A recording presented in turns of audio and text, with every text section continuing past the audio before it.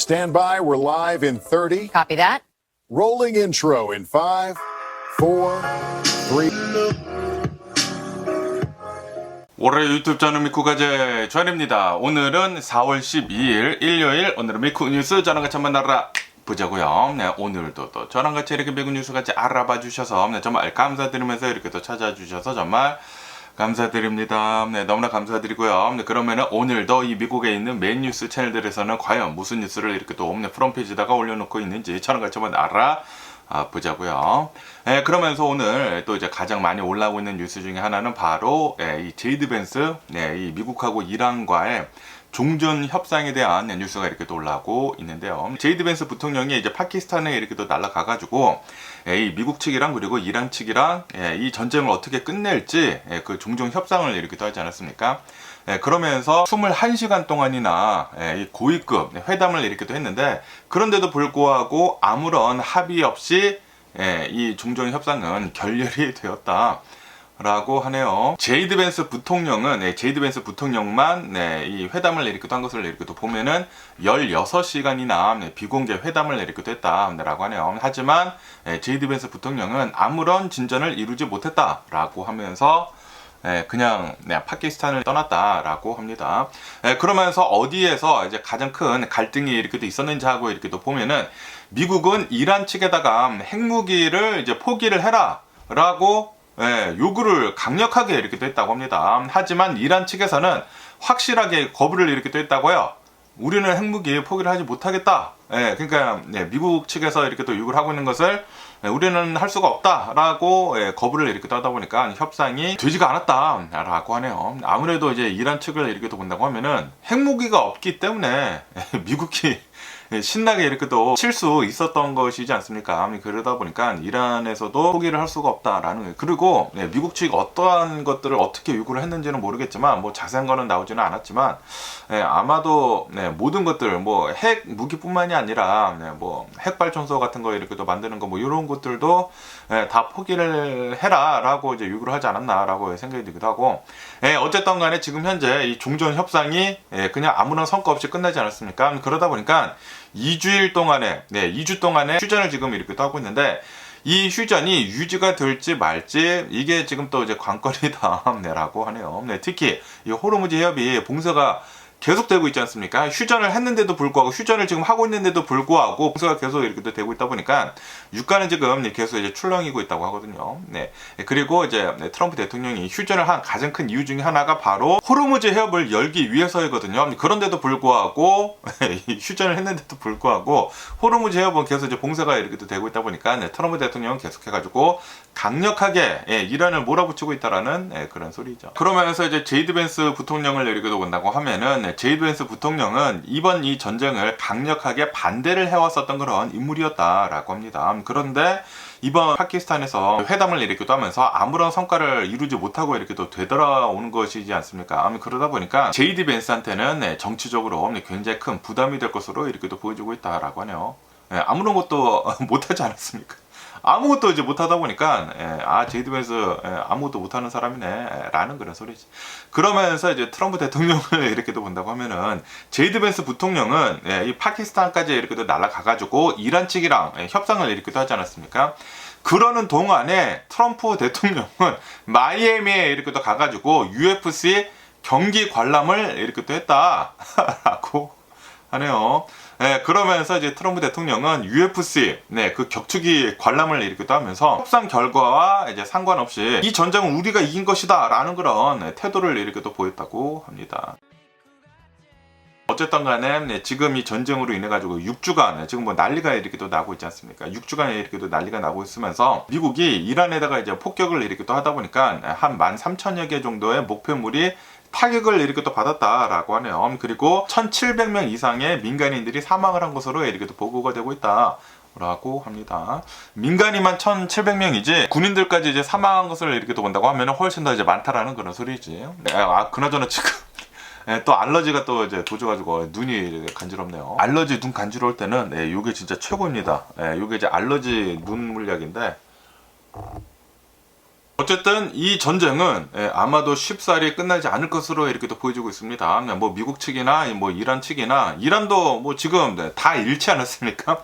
이제 더 이상 잃을 것이 없다 보니까 이란도 강력하게 지금 나오고 있다라는 그런 소리죠. 그러면서 또 여기 뉴스를 이렇게 또 온다고 하면은 제이드 벤스 부통령이 이란이랑 평화 협정을 하러 갔다가 이게 이제 결렬이 이렇게 또 되다 보니까 트럼프 대통령이 갑자기 오늘 아침에 자신의 소셜미디어에다가 이렇게 또 적었다고 하는데, 호르무즈 해협을 우리가 봉쇄를 하겠다라고 선언을 했다라는 그런 뉴스가 이렇게 또 올라오고 있습니다.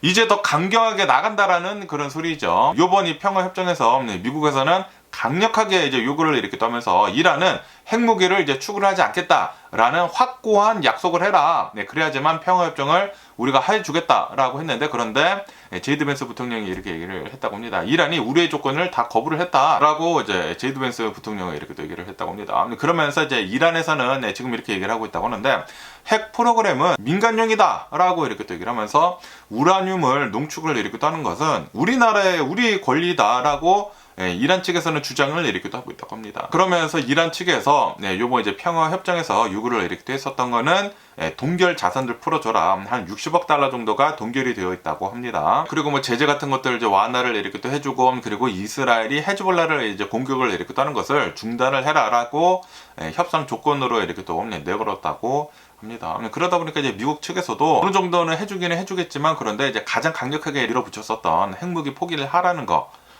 요구를 이제 거부를 이렇게 하다 보니까 평화 협정은 결렬이 되었다라는 그런 소리죠. 그러면서 이제 트럼프 대통령은 이 평화 협정이 이제 결렬이 되다 보니까 또 이제 더 강경하게 지금 나오고 있다고 합니다. 그런데 강경하게 나온다고 하더라도 트럼프 대통령 항상 딱고를 하지 않습니까? 트럼프 always 치킨 사우스를 이렇게 하다 보니까 거기에다가 최근 들어서는 트럼프 대통령은 더 소프트 타코가 된 것 같다, 더 약해진 것 같다라는 그런 얘기들이 이렇게 또 나오고 있는데, 아니 얼마 전까지만 하더라도 트럼프 대통령이 이란은 석기 시대로 되돌아갈 것이다, 오늘 한 문명이 사라질 것이다, 강력하게 얘기를 했는데 아무것도 안 되지 않았습니까? 아무것도 못했어 트럼프 대통령. 그러니까 딱고를 했다라는 그런 소리지. 그러면서 이번에는 자신의 또 이제 트루스 소셜에다가 요번 평화협정이 이제 결렬이 이렇게 되다 보니까 이 호르무즈 해협 봉쇄가 되어 있는데, 이번에는 우리가 오히려 호르무즈 해협을 봉쇄를 하겠다라고 선언을 했다고 합니다. 우리 미국 해군이 즉시 이 호르무즈 해협을 모든 선박을 통제를 할 것이다 라고 봉쇄를 할 것이다 라고 그렇게 선언을 이렇게 했다고 합니다. 그러면서 이란에다가 지금 요금을 지불을 하고 통행료를 지불을 하고 통과를 하는 그런 선박들은 미 해군한테 다 멈춰 세워라, 다 납포를 해라 라고 해군한테 지시를 했다고 하네요. 다시 말해가지고 이란한테 통행료를 주면서 지나갔었던 그런 선박들까지 이제는 완전히 통과를 하지 못한다라는 그런 소리죠. 그리고 이제 이란에서도 원유 같은 것들을 이제 수출을 이렇게 하지 않습니까? 뭐 중국에다가 가장 많은 수출을 이렇게 하는데, 이란에서 이제 원유 같은 거 이제 중국에다가 이렇게 또 수출을 하는 것도 다 막겠다라는 그런 소리죠. 어쨌든 간에 이제 미국 측에서는 이란이 심어둔 그런 이제 마인 같은 것들이 있지 않습니까? 규례 같은 것들을 이제 우리들이 제거를 시작을 할 것이다 라고 이렇게 또 미국 측에서는 지금 이렇게 얘기를 하고 있다고 하네요. 그러면서 미국 군함이나 뭐 민간 선박에다가 만약에 이란 뭐 혁명 수비대가 이제 공격을 이렇게 한다고 하면은, 그러면은 강력하게 응징을 하겠다라고 미국 측에서는 얘기를 하고 있다고 합니다. 그런데 벌써 엄청나게 강력하게 공격을 하지 않았나? 더 이상 잃을 것이 없지 않나 생각이 들고, 어쨌든 간에 지금 6주째 전쟁을 이렇게 또 하고 있는데, 뭐 휴전이 되기는 됐지만 뭐 휴전이 안 된 것처럼 이렇게 또 되고 있거든요. 그러다 보니까 모르겠습니다. 아마도 내일부터 또다시 전쟁이 이렇게 또 시작이 되는 게 아닌가라고 이렇게 또 생각이 들기도 하고, 그리고 이스라엘은 그 레바논 남부 헤즈볼라에다가 계속해가지고 공격을 계속 이렇게 하고 있다고 합니다. 200개 이상 목표물을 타격을 이렇게 하는 등 공습을 계속 이렇게 또 때리고 있다. 그래서 또 이제 많은 민간인들도 이제 사망을 이렇게 하고 있다고 하고, 지금 뭐 난리가 나고 있다고 하네요. 그러다 보니까 이 중재자 역할로 이제 거기 근처에 있는 그 나라가 이제 파키스탄이지 않습니까? 파키스탄에서는 휴전을 좀 계속 유지를 해라, 그리고 빨리 종전을 해라 라고 계속 얘기를 이렇게 하고 있다고 합니다. 이 이란하고 미국과의 이 전쟁은 아마도 쉽사리 끝나지는 않을 것 같습니다. 굉장히 좀 이제 오랫동안 지속이 되지 않을까 생각이 들고, 그리고 지금 이 트럼프 대통령이 호르무즈 해협을 미군이 지금 봉쇄를 하겠다라고 이제 선언을 이렇게 하다 보니까 유가는 내일부터 더 많이 올라가지 않을까 생각이 듭니다. 날려나고 있고요. 그러면서 또 얘기 뉴스를 이렇게 본다고 하면은 또 이제 세계적인 투자자 레이 달리오가 이렇게 얘기를 했다고 합니다. 기존 경제 질서가 지금 종말을 하고 있다 라고 이렇게 얘기를 하고 있다고 하네요. 세계 최대 헤지 펀드 창립자가 이 브리지워터의 이제 창립자 레이 달리오가 이렇게 또 나와가지고 지금 중동의 전쟁이 이렇게 또 일어나고 있고, 그리고 미국의 이제 트럼프 대통령이 하고 있는 대외 정책들을 이렇게 또 본다고 하면은 미국이 이렇게 또 지켜왔었던 규칙 기반의 경제 질서가 붕괴가 되고 있다. 라고 레이 달리오가 얘기를 이렇게 하고 있다고 하네요. 그렇기 때문에 너네 자산들을 잘 보호를 해라 라고 경고를 하고 있다고 하네요. Don't be naive. 이 순진하게 굴지 말아라 라고 이렇게 또 얘기를 하면서 기존 대외 정책에 의존을 하고 있었던 글로벌 힘의 균형이 지금 사라졌다 라고 강조를 이렇게 또 하면서 지금 미국뿐만이 아니라 전 세계가 지금 난리가 나고 있다라는 그런 소리죠. 그러면서 뭐 이란이란 전쟁을 지금 하고 있는 지금 미국도 이렇게 또 있고, 그리고 이란이 이 호르무즈 해협도 폐쇄를 이렇게 또 해버리고 뭐 유가는 계속 이렇게 상승을 하고, 그리고 미국의 휘발유 가격도 엄청나게 좀 폭등을 이렇게 또 하고 있는 와중에, 그러면서 지금 이 미국의 그 부채 채권을 사는 것은 굉장히 위험한 것이다 라고 레이 달리오가 이렇게 또 얘기를 하고 있다고 해요. 국가 간의 신뢰가 무너지게 된다고 하면은 자본의 흐름이 왜곡이 된다 라고 얘기를 하고 있다고 합니다. 그러면서 작년 2025년도를 이렇게 또 본다고 하면은 트럼프 대통령이 뭐 리베레이션 데이다 라고 이제 4월달에 이렇게 또 얘기를 하면서 전 세계 나라들한테 관세를 막 붙이지 않았습니까? 그러면서 관세로 인해 가지고 지금 굉장히 누적이 많이 되어 있는데, 누적이 된 그런 뭐 데미지 같은 것들이 이번 이 전쟁으로 인해 가지고 더 심해지고 있다라고 합니다. 그렇기 때문에 이 모든 이 누적이 된 그런 뭐 데미지 같은 것들이 한순간에 터지게 된다고 하면은 뭐 전쟁이 일어나고 있고 뭐 그러고 있지 않습니까? 굉장히 불안한 상태이다 라고 하네요. 그러면서 이 전쟁이 지금 안 끝나려고 하고 있지 않습니까? 제이디 벤스가 날아가가지고 뭐 전쟁을 종전을 시키려고 했는데 아무런 것도 지금 얻지 못하고 이제 되돌아오고 있다 보니까 지금 이 전쟁을 계속 이어지려고 하고 있고, 그리고 이 전쟁뿐만이 아니라 이 전쟁이 더 또 여기저기서 뭐 일어나게 된다고 하면은, 그러면은 막대한 자본이 소모가 될 것이다. 시간도 굉장히 오랫동안 이제 길어질 것이고, 전쟁이 계속 더 길어질 것이고, 그렇게 된다고 하면은 경제적인 재앙을 초래를 이렇게 할 수가 있다라고 합니다. 지금 이 전쟁이 미국하고 이란, 뭐 이스라엘 이 전쟁뿐만이 아니라 우크라이나 전쟁도 계속 진행이 되고 있지 않습니까? 전 세계의 이 경제 돈이 여기로 지금 많이 이렇게 또 들어가고 있다라는 그런 소리. 그래서 뭐 굉장히 불안한 상태이고, 그리고 트럼프 대통령의 여러 가지 대외 정책들을 이렇게 또 본다고 하면은 관세 정책을 엄청나게 이렇게 해내가지고 벌써 많은 부분에서 데미지가 이렇게 또 쌓여가고 있는데 불안하다라는 그런 소리죠. 그렇기 때문에 이 자신의 자산을 잘 지켜야 한다. 라고 합니다. 그러면서 이제 달리오는 세계 대전 수준의 위기가 근접하고 있다라고 이제 시사를 이렇게 또 하면서, 그러면서 이제 투자자들은 현재 혼란 속에서 자신의 부를 지키기 위해 가지고 기만하게 움직여야 된다라고 경고를 이렇게 하고 있다고 하네요. 그러니까 만약에 뭐 세계 3차 대전이 그런 것들이 만약에 온다고 하면은 그런 것들을 대비를 잘 해야 된다라는 그런 소리. 그런 것들이 오더라도 자신의 자산을 잘 지킬 수 있도록 잘 대비를 이렇게 떠야 된다라고 합니다. 그러니까 불안한 곳에 이제 투자를 하는 것을 좀 이제 조심할 필요가 있어 보인다. 지금 현재 돌아가고 있는 상황을 이렇게 본다고 하면은 라고 합니다. 지금 좀 불안하지 않나. 올해 좀 이제 불안한 사건들이 이렇게 또 많이 일어나고 있는 게 아닌가라고 이제 생각이 들고요. 그러면서 여기다 이제 더 스트림 이 뉴스를 이렇게 또 본다고 하면은 캐시 우드 있지 않습니까? 이 돈나무 언니가 또 어마무시하게 많은 돈을 이렇게 또 써가지고 이 테크 주식을 이렇게 또 사서 모으고 있다라는 그런 뉴스가 이렇게 또 올라오고 있네요. 1,100만 달러를 이렇게 또 들여가지고 최근 폭락을 한 이 테크 주식을 사서 모았다라고 합니다. 아시다시피 캐시 우드가 얼마 전에 코위브라고 하는 그 주식을 굉장히 많이 사지 않았습니까? 많이 산 다음에 뭐 엄청나게 올랐습니다. 뭐 20 몇 퍼센트가 뭐 10 몇 퍼센트 오르고 또 10 몇 퍼센트 오르고 엄청나게 올랐거든요. 그래가지고 아니 이 캐시우드 어떻게 한 거지? 예, 저는 생각을 이렇게 하고 있었는데, 그런데 요번에는 최근 들어가지고 트럼프 대통령이 팔란티어 뭐 대박이다라고 칭찬을 이렇게 또 해줬는데, 그런데 지금 이 팔란티어를 이렇게 또 본다고 하면은 별로 안 좋다고 합니다. 그래가지고 팔란티어가 급락을 했다고요. 급락을 했는데 이 급락을 하다 보니까 이 캐시우드가 팔란티어 주식을 1,100만 달러를 지금 매수를 이렇게 됐다라고 합니다. 4월 10일에 얼마 전에 대규모로 매수를 이렇게 됐다라고 합니다. 팔란티어를 이렇게 또 본다고 하면은 올해 들어가지고 소프트웨어 섹터가 별로 안 좋지 않습니까? 소프트웨어가 AI로 대체가 될 것 같다라고 이렇게 하다 보니까 팔란티어도 뭐 그 중에 하나예요. 팔란티어가 뭐 AI 뭐 기업이기는 기업이지만 뭐 그런 것들도 있고, 그래서 이제 팔란티어는 올해 들어가지고 28%가 하락을 이렇게 됐다라고 하네요. 그러다 보니까 캐시우드는 지금 저가 매수를 할 때이다라고 이렇게 또 얘기를 하면서 1,100만 달러를 이번에 이렇게 또 샀다라고 합니다. 그러면서 캐시우드를 이렇게 또 본다고 하면은 AI 낙관론자이다라고 하네요. 지금 현재 경제가 불황이 아니다. 불황이 아니고 AI랑 그리고 이제 로봇 같은 것들, 뭐 휴머노이드 로봇 같은 것들을 어마무시한 개발을 이렇게 하고 있기 때문에 혁신 기술에 의해 가지고 위대한 가속화 단계에 있다. Great Acceleration 그 상태이다. 라고 이 캐시우드는 주장을 이렇게 하고 있다고 합니다.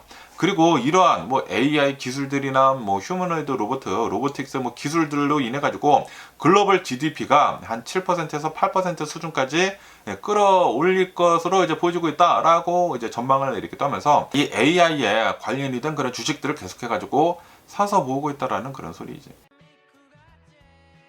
그러면서 이제 팔란티어를 이렇게 또 본다고 하면은 긍정적인 요인은 미 육군이랑 100억 달러 규모의 계약을 이렇게 또 체결을 이렇게 또 했다라고 합니다. 그리고 이제 트럼프 대통령이 공개적으로 뭐 SNS를 이렇게 또 통해 가지고 지지도 이렇게 했는데, 그런데 이제 부정적인 요인을 이렇게 또 본다고 하면은 마이클 버리 2008년도 2007년도 그때 서프라임 사태를 이제 예견을 한 그 마이클 버리가 팔란티어에 대해 가지고 하락에 베팅을 하는 풋 옵션을 보유를 이렇게 하고 있다라고 하면서 마이클 버리는 여전히 비관적인 그런 입장을 유지를 이렇게 하고 있다라고 해요.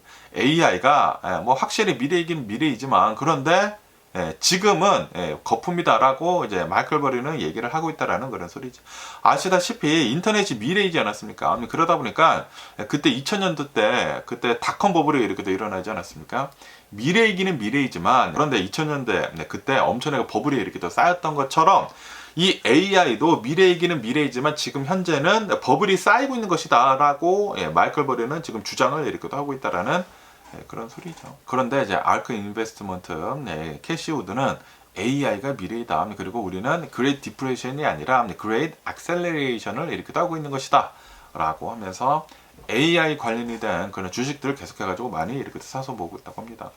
어쨌든 간에 캐시우드가 이렇게 또 운영을 하고 있는 아크 그 ETF를 이렇게 또 본다고 하면은 지금 가장 많이 보유를 하고 있는 주식은 테슬라이다라고 하네요. 9.68% 정도 그 포트폴리오를 구성을 이렇게 하고 있다고 하고요. 그리고 크리스퍼 테라퓨틱 요것이 한 6.6% 정도 이렇게 돼 있다고 하고, 그리고 뭐 AI 템이라고 하는 그런 주식을 4.6% 보유를 하고 있다고 하고요. 그리고 AMD 주식을 4.5% 정도 포트폴리오를 이제 구성을 이렇게 하고 있다고 하고, 그리고 쇼피파이 4.4% 정도 포트폴리오를 지금 구성을 이렇게 하고 있다. 그게 이제 상위 5개 주식들이다 라고 합니다. 그러면서 이제 팔란티어도 이렇게 또 샀다라는 그런 소리죠.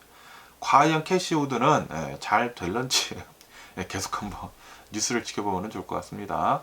그러면서 또 여기 더 CNBC 뉴스를 이렇게 또 본다고 하면은 오랜만에 코닥에 대한 뉴스가 이렇게 또 올라오고 있는데요. 아시다시피 코닥은 필름만 이제 계속 고집을 이렇게 또 하다가 디지털 변환으로 이제 성공을 하지 못하다 보니까 뱅크럽시를 한번 이렇게 하지 않았었습니까?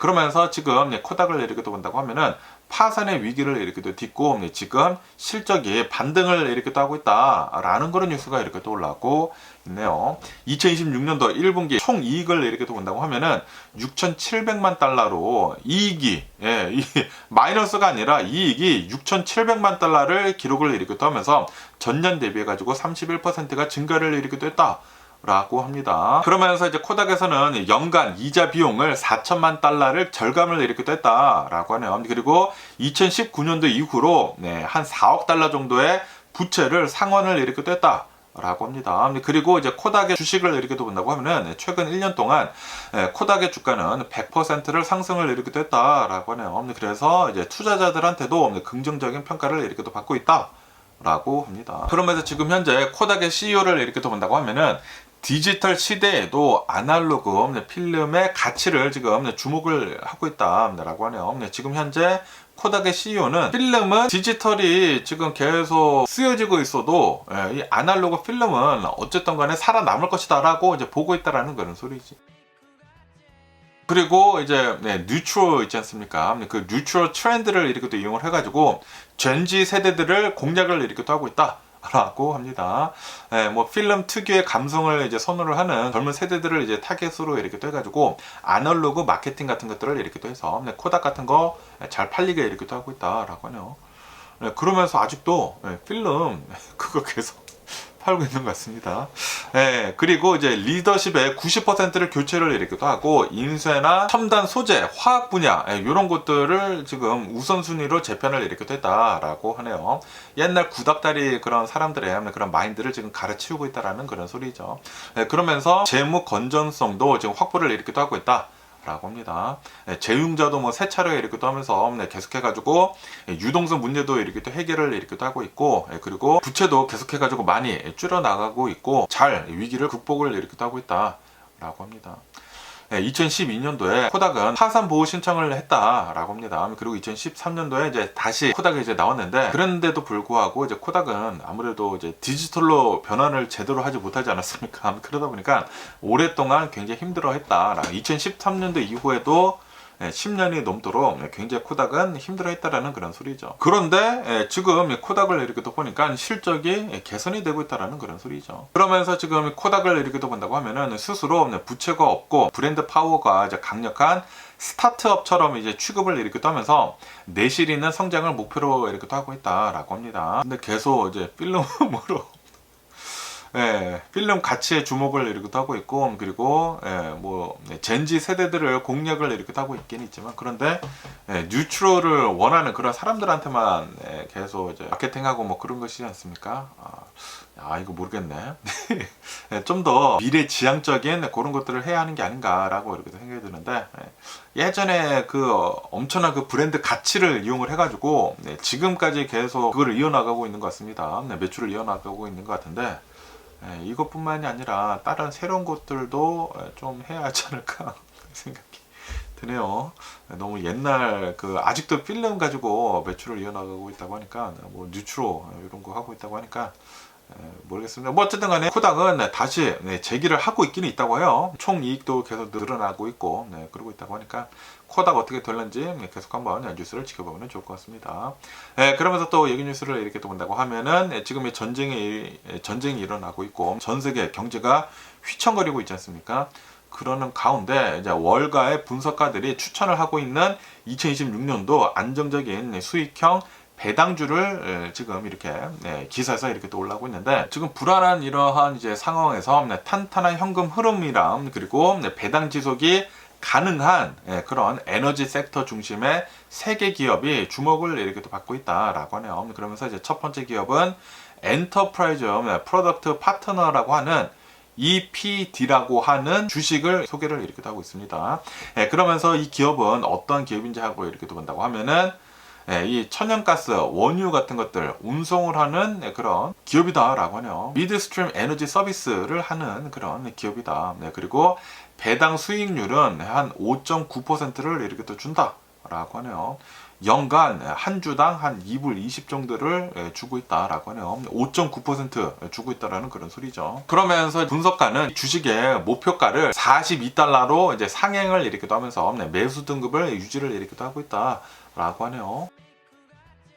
그러면서 지금 중동에서 전쟁이 이렇게 또 일어나고 있으면서 유가가 상승을 이렇게 또 하고 있고 그리고 2027년도에 무슨 새로운 프로젝트를 좀 하려고 하고 있다고 합니다. 그것에 따른 실적 성장을 긍정적으로 이렇게 또 평가를 이렇게 또 하고 있어가지고 이제 앞으로도 이제 몇 년간은 잘 배당도 나오고 그럴 것 같다라고 이제 보고 있다라는 그런 소리지. 그래서 EPD라고 하는 이 주식을 월가 애널리스트가 추천을 이렇게 또 하고 있다고 하고요. 그러면서 이제 두 번째 추천하고 있는 이제 주식을 이렇게 또 본다고 하면은 콜드 에너지라고 하는 주식을 이제 추천을 이렇게 또 하고 있네요. CHRD라고 하는 주식을 이렇게 추천을 이렇게 또 하고 있다고 하는데, 이 기업은 뭐 하는 기업이냐면은 석유나 이제 가스를 탐산을 하거나 생산을 하는 그런 기업이다 라고 하네요. 배당 수익률은 한 3.9%를 주고 있다고 합니다. 연간 한 주당 한 5불 20 정도를 주고 있다. 그리고 이것은 3.9%이다 라고 하네요. 그러면서 이제 투자 은행들에서 지금 등급을 올리고 있다 라고 하네요. 보유에서 이제 매수로 등급을 이렇게 또 올리고 있다. 그리고 목표가를 168달러로 지금 상향을 이렇게 또 하고 있다 라고 하네요. 지금 이 유가가 100달러이지 않습니까? 100달러를 지금 왔다리 갔다리 이렇게 또 하고 있는데, 이로 인해 가지고 수익률이 18%에 지금 달하고 있다. 그래가지고 굉장히 잘 돈을 이렇게 또 벌고 있다라는 그런 소리지. 그래서 지금 매수로 이렇게 또 등급을 올리고 목표가를 지금 올리고 있다라고 하네요. 이거는 다 트럼프 대통령으로 인해 가지고 지금 이런 기업들이 잘 돌아가고 있다라는 그런 소리죠. 그러면서 이제 세 번째로 이제 추천하고 있는 주식을 이렇게 또 본다고 하면은 데본 에너지라고 하는 이 주식을 추천을 이렇게 또 하고 있다고 하네요. DVN이라고 하는 주식을 이제 추천을 이렇게 또 하고 있는데, 무슨 기업인지 하고 이렇게 또 본다고 하면은 석유나 가스를 생산을 하는 그런 기업이다 라고 하네요. 그리고 배당 수익률은 2%이다 라고 합니다. 그러면서 이 기업은 이제 조만간 코테라 에너지라고 하는 그런 기업이랑 합병을 지금 하려고 하고 있다고 하네요. 합병을 이렇게 또 해가지고 미국 내에서 두 번째로 큰 EMP 석유 가스 뭐 탐사를 하고 이제 생산을 하는 그런 기업으로 도약을 할 전망이다 라고 하네요. 그래서 이제 조만간 또 이제 배당금도 어느 정도 좀 이제 올릴 것으로 이렇게 또 보여지고 있다고 합니다. 그러면서 이제 목표가도 이제 59달러로 이제 올리면서 데본 에너지라고 하는 이 주식도 이제 앞으로 괜찮아 보인다라고 하네요. 어쨌든 이런 주식들을 이렇게 또 본다고 하면은 지금 유가가 올랐기 때문에 좋은 것이거든요. 그리고 트럼프 대통령이 전쟁을 지금 안 끝내려고 이렇게 또 하고 있다 보니까 이런 뉴스가 이렇게 또 올라오고 있는 게 아닌가라고 생각이 드네요. 전쟁이, 이란의 전쟁 아마도 쉽사리 못 끝내지 않을까, 종전을 못하지 않을까라고 생각이 듭니다. 그러면 그럴수록 좀 더 위태위태해지겠죠. 뭐 미국뿐만이 아니라 전 세계가 경기 침체가 올 수도 있는 게 아닐까라고 이렇게 또 생각이 들고요. 그러면서 또 이게 이제 CNBC 뉴스를 이렇게 본다고 하면은 굉장히 많은 젠지 세대들의 이제 어덜트들 있지 않습니까? 18세 이상의 젠지 세대들이 아직도 부모님의 도움을 이렇게 또 받고 있다라는 그런 뉴스가 이렇게 또 올라오고 있네요. 젠지 세대들이라고 이렇게 또 하면은 또 이제 젊은 세대들이지 않습니까?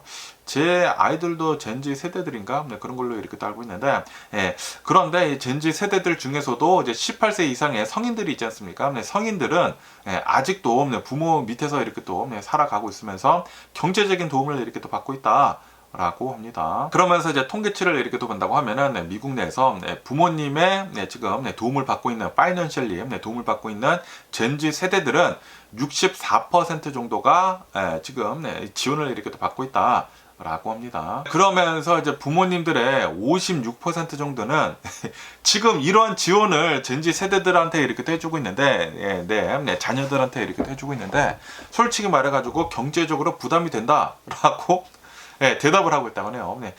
그러니까 젠지 세대들의 64% 정도는 부모님들한테서 이제 경제적인 지원을 이렇게 또 받고 있는데, 그 젠지 세대들 중에 그 부모님들 중에 56% 정도는 내 경제 생활에 부담이 된다라고 얘기를 이렇게 하고, 그러니까 자신의 자녀들한테 웬만하면 나가서 일을 해가지고 너네들이 쓸 거는 너네들이 잘 벌어라 라고 하고 있다는 그런 소리지. 그런데 또 이제 젠지 세대들도 이렇게 또 본다고 하면은 이 주거비가 엄청나게 지금 비싸지지 않았습니까? 아무래도 지금 뭐 집값이 엄청나게 지금 올라 있고, 코로나 바이러스 팬데믹을 지나면서, 그리고 지금 이 전쟁을 이렇게 따고 있으면서 다시 금리가 다시 이렇게 또 올라가고 있지 않습니까? 그러다 보니까 렌트비는 다시 이렇게 또 올라가고 있고, 그렇기 때문에 요즘 세대들은, 젠지 세대들은 솔직히 말해가지고 부모님 도움 없이는 살아가기 힘들다라는 그런 소리지. 그러면서 이제 전문가들은 이렇게 조언을 이렇게 또 하고 있다고 합니다. 재무 전문가들은 부모의 지원이 젠지 세대들한테 당연시 되지 않도록, 그리고 영원하지 않는다라는 것을 인식을 이렇게 또 시켜줘야 한다라고 하네요. 지금 이 어덜트가 된 성인이 된 젠지 세대들한테 파이낸셜리 도움을 받고 있는 것에 대해 가지고 이거는 그냥 기프트가 아니다. 기프트가 아니라 이거는 대출을 해주는 것이다. 론을 해주고 있는 것이다. 라고 명확하게 이렇게 떠야 된다. 라고 하네요. 그러니까 그냥 대가 없이 젠지 세대들한테 돈을 이렇게 또 주게 된다고 하면은 그거에 또 이제 헤빗이 생겨 그것에 또 이제 습관이 이렇게 또 들어가가지고 엄마 아빠한테 이렇게 또 받는 돈은 뭐 원래 뭐 주는 돈이지 하고 그렇게 생각을 하고 있으면 안 된다라는 그런 소리. 그렇게 된다고 하면은 또 이제 더 나태해진다라는 그런 소리지. 그러다 보니까 아무리 부모랑 이제 자녀 간에 그런 사이라고 한다고 하더라도 돈을 이렇게 또 주는 거나, 뭐, 파이낸셜, 뭐, 집에서 이렇게 또 산다라는 거, 요것도 다 돈이 들어가는 것이지 않습니까? 그러다 보니까, 요것도, 부모님이 이제 성인이 되다 보니까, 자녀들한테 주는 론이다라는 것을 명확하게 이렇게 또 해야 된다. 라고 합니다. 그러다 보니까, 또, 이게 대출이 될 수가 있지 않습니까? 이자율, 상환을 해야 하는 그런 시기, 상환 빈도, 요런 것들을, 문서화하는 게 좋다라고 하네요. 재무 전문가들이 얘기를 하고 있다고 합니다. 아무리 자녀라고 하더라도 내가 너한테 이렇게 지원을 해주고 있고, 이 집에서 이렇게 또 사는 거 솔직히 말해서 월세가 이렇게 또 들어가는데 방 하나 이렇게 또 주는 거는 얼마이다. 그렇기 때문에 한 달에 내가 뭐 500달러씩 내가 너한테 대출을 해주는 것이다. 그리고 요거는 너가 일을 잡으면서 이렇게 하면서 어느 정도 줘야 된다. 그런 걸 다 적어야 된다는 거. 그리고 이자도 붙게 된다. 라고 한다라는 그런 소리. 지금 현재 뭐 5% 뭐 6% 이자율이지 않습니까? 그러다 보니까 그런 거를 잘 적어서 문서화하는 것이 좋다. 라고 합니다. 그러면서 만약에 이 지원을 하고 있는 게 이제 유동적일 경우에는 이제 막 왔다리 갔다리 이렇게 할 때에는 매달 이제 부모랑 젠지 세대들이랑 이 재정 상태를 논의를 이렇게 해야 된다. 그리고 만약에 이 지원 같은 것들이 안정적일 때에는 최소 3개월마다 재정 상태를 논의를 이렇게 해야 된다. 라고 하네요.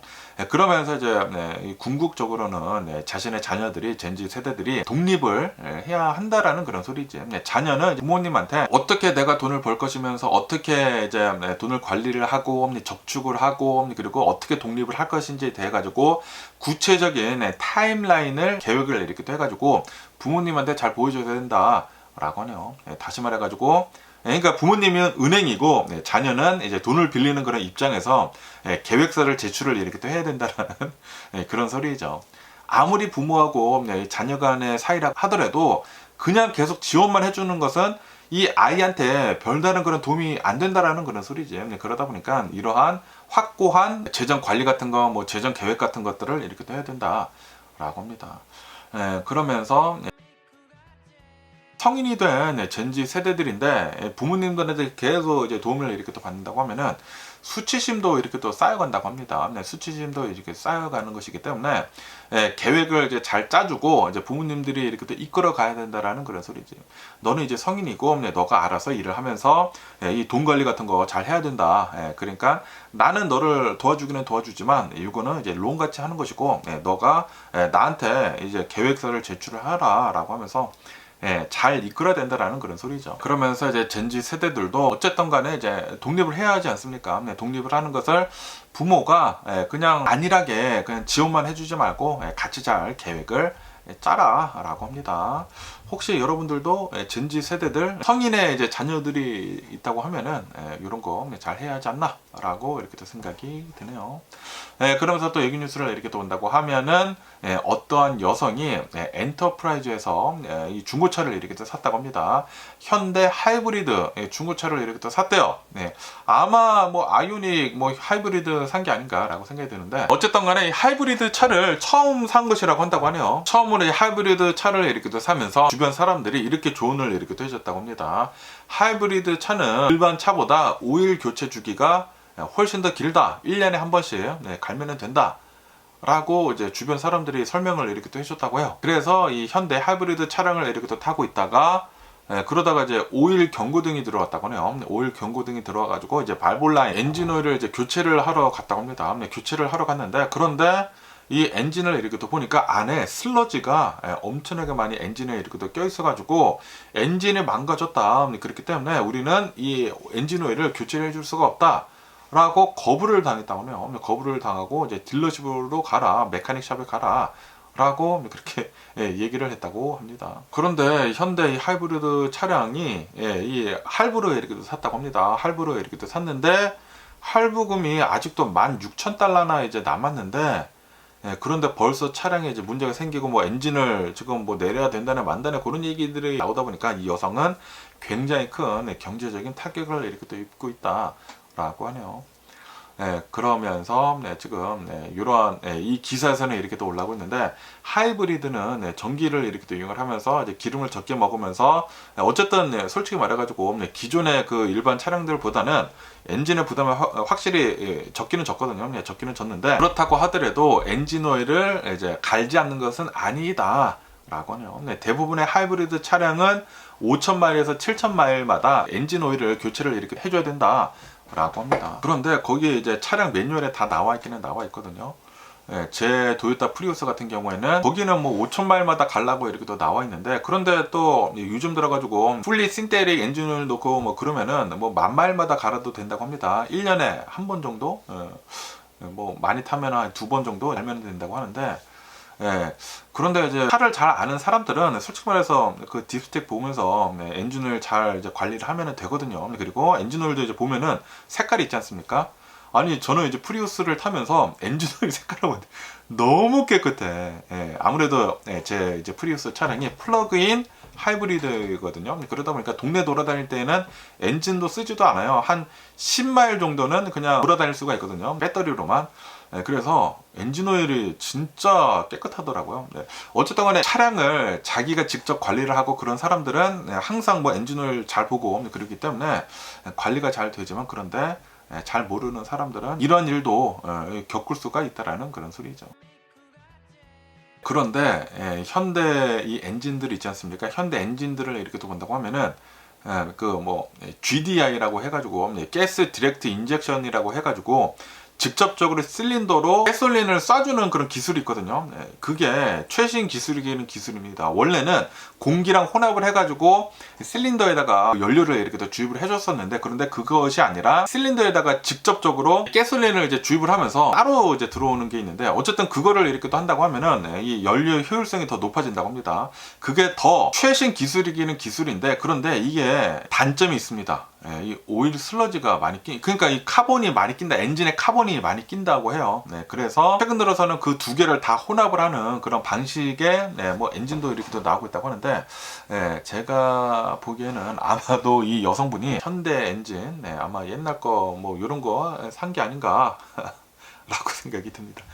이 GDI라고 이렇게 또 해가지고 가스 디렉트 인젝션이라고 이렇게 또 해가지고 한때 처음에 뭐 최신 기술이라고 이렇게 또 하고 나왔다가 몇 년 지난 뒤에 엔진에 너무 카본이 이렇게 또 많이 끼다 보니까 막 막혀버려가지고 그때 막 부랴부랴 엔진 다시 뭐 수정하고 막 그랬거든요. 아마 그 엔진이지 않을까라는 그런 생각이 들기도 합니다. 보통 이 슬러지가 이렇게 많이 끼려면은 진짜 엔진오일을 엄청나게 안 갈아줘야 되거든요. 아니면은 뭐 엔진을 엄청나게 혹사를 시키든지 거의 이 슬러지 끼기는 뭐 진짜 뭐 엔진오일을 뭐 2, 3년간 안 갈아줘야 되지 않나 라고 생각이 드는데 어쨌든 현대 자동차 엔진 좀 옛날 거가 아닌가라는 그런 생각이 들기도 합니다. 그러면서 여기 이제 기사에서 본다고 하면은 만약에 이 자신의 엔진에 문제가 생겼다라는 것을 이제 안다고 하면은 그리고 차가 어쩌지 이제 굴러간다고 하면은 그러면은 이제 중고차 매입 업체에 파는 것도 좋다라고 이제 보고 있다고 하네요. 수리비가 너무나 많이 나온다고 하면은 중고차 매입 업체에다가 그냥 팔아버리라 라고 하고 있다라는 그런 소리죠. 지금 굴러가고 있을 때 빨리 파는 것도 문제 해결 중에 하나이다 라고 하네요. 뭐 어쨌든 또 이런 자동차 관련 기사가 이렇게 또 나왔는데 그런데 또 이제 현대 하이브리드 차량에 대해서 이렇게 또 나오다 보니까 조금 안타깝지 않나. 이 현대가 차가 이제 정말 최근 들어서 잘 나오고 좋기는 좋은데 그런데 그 엔진 문제가 몇 개가 있기는 있다고 해요. 있기는 있어가지고 솔직히 말해가지고 도요타랑 비교를 한다고 하면은 솔직히 좀 딸리는 것은 사실이라고 한다고 합니다. 그래서 미국에 있는 사람들은 이제 딱 박혀 있는 그런 고정 관념이 웬만하면은 올해 차를 이렇게 타려고 하면은 도요타 사는 게 상책이다. 도요타 렉서스 사는 게 좋다라고 생각을 이렇게 하고 있다라는 그런 소리지. 어쨌든 현대차가 미국 사람들한테 인기는 많이 있기는 있거든요. 그런데 이러한 뉴스들이 더 많이 나오게 된다고 하면은 별로 안 좋지 않나라는 그런 생각이 들기도 하고, 그런데 또 현대를 이렇게 본다고 하면 요즘에는 또 전기차 또 많이 내놓고 있지 않습니까? 전기차는 또 이제 기가 막히다고 하더라고요. 그렇기 때문에 전기차로 이렇게 또 전원을 잘 하면서 잘 안 망가지는 내구성이 좋은 그런 차량을 계속 이렇게 또 만들어주면 좋지 않을까라고 이렇게 생각이 드네요. 그러면서 또 얘기 뉴스를 이렇게 또 본다고 하면은 전기차에 대해서 이렇게 또 뉴스가 이렇게 또 올라오고 있는데요. 아시다시피 지금 전쟁을 이렇게 또 하고 있으면서 엄청나게 유가가 이렇게 또 올라가지 않았습니까? 그러다 보니까 솔직히 말해가지고 이 전기차 타고 다니는 게 훨씬 더 많이 세이브가 된다라고 하면서 이번에는 닛산 리프 있지 않습니까? 닛산 리프 또 이제 새롭게 이렇게 또 나왔거든요. 새로운 모델이 작년인가 이렇게 또 나왔는데, 근데 솔직히 말해가지고 이게 별로 안 팔린다고 합니다. 안 팔려가지고 기사에 나오는지는 모르겠지만, 어쨌든 간에 지금 미국에서 팔고 있는 전기차들 중에 가장 싼 게 바로 이 닛산 리프이거든요. 이 닛산 리프를 이렇게 본다고 하면은 새 차 기본형 가장 이제 스타트 가격이 가장 싼 리프 가격이 29,999달러이다 라고 하네요.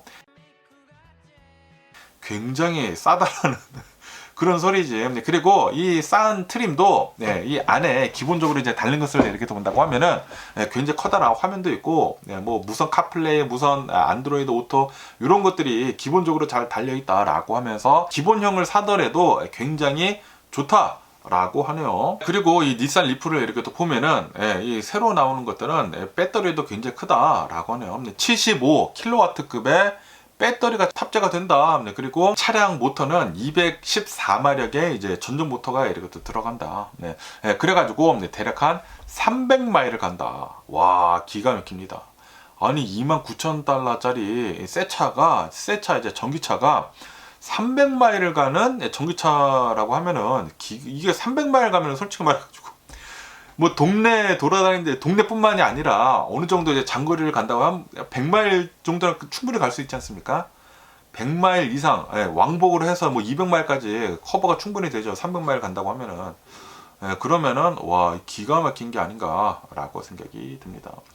그러면서 이 닛산 리프를 사가지고 전기차를 사가지고 이제 타고 다닌다고 하면은 연간 유지비를 본다고 하면은 보통 이 내연기관 차량 본다고 하면은 확실히 굉장히 많이 차이가 이렇게 또 난다라고 합니다. 그리고 5년 동안 이 일반 내연기관 차량 그리고 이 전기차를 이렇게 또 본다고 하면은 대략 한 7,500달러 정도를 5년간 아낄 수가 있다.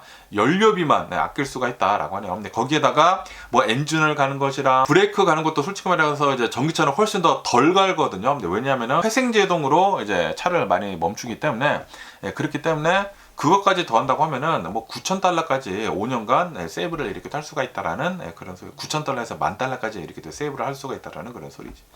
그러다 보니까 닛산 리프 지금 뭐 유가가 이렇게 높은 상태에서 이 닛산 리프를 이제 사가지고 이제 타고 다닌다고 하면은 굉장히 많은 돈을 이렇게 세이브를 할 수가 있다라고 하네요. 저도 전기차를 타고 다닌 이후로부터 전기차가 진짜 수심에서 너무 편합니다. 너무 편해.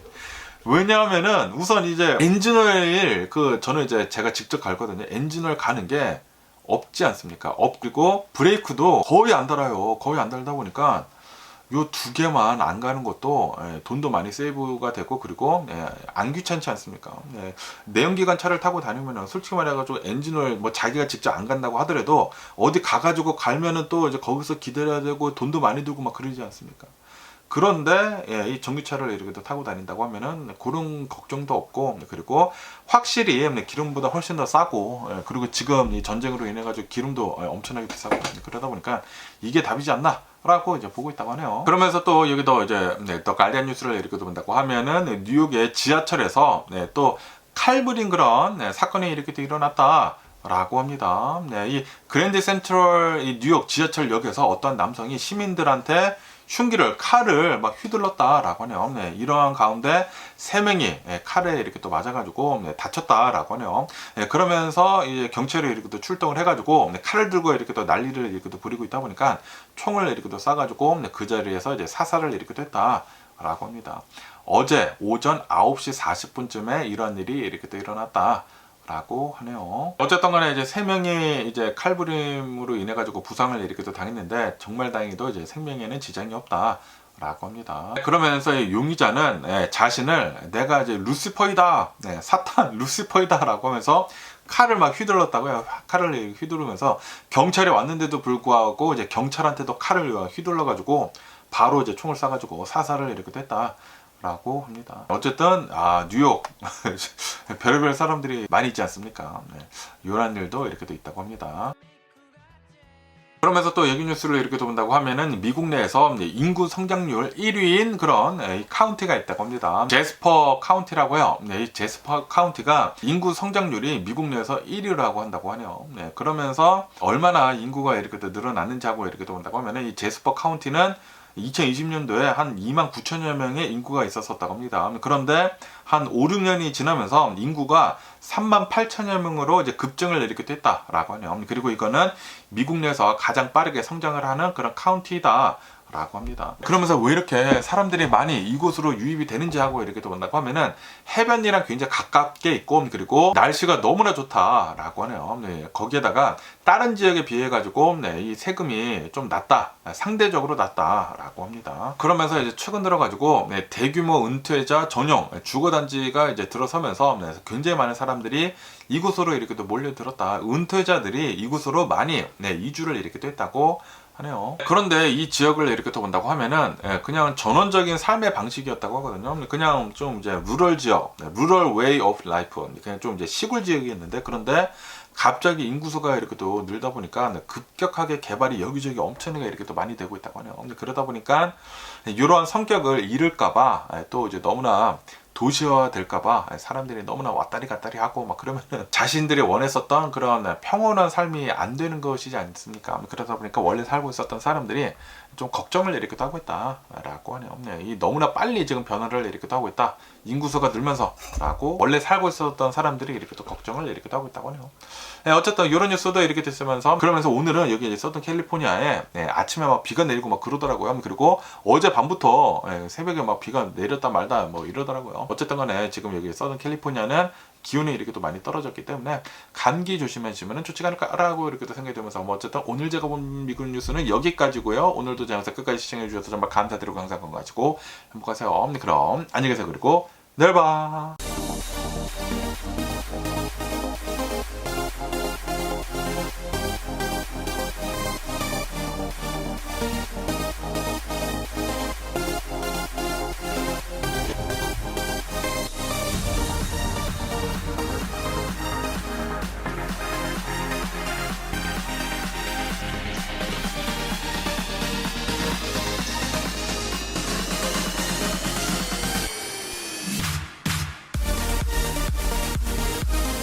Missing someone